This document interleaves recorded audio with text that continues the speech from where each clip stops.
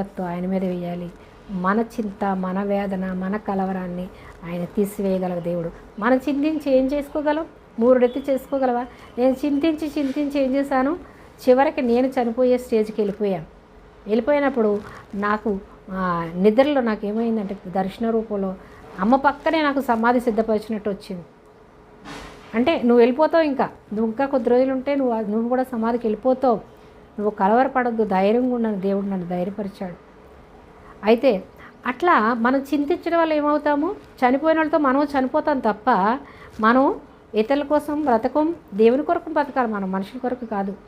దేవుని కొరకు బతికి మనం దేవుని సాక్షులుగా జీవించినప్పుడు మనము ఇతరులకు మాదిరికరంగా ఉండాలి. మనం ధైర్యంగా ఉండి ఇతరులను ధైర్యపరచాలి. దేవుని నమ్ముకుని మనమే భయపడిపోతూ ఉంటే మన చుట్టూ ఉన్న వాళ్ళు, మన పిల్లలు ఇంకెలా ధైర్యంగా ఉంటారు? మా అమ్మ ఎంత ధైర్యంగా ఉంటుంది దేవుళ్ళో ఉన్నప్పుడు, మనము కూడా దేవుని మీద ఆధారపడితే ఇంత ధైర్యంగా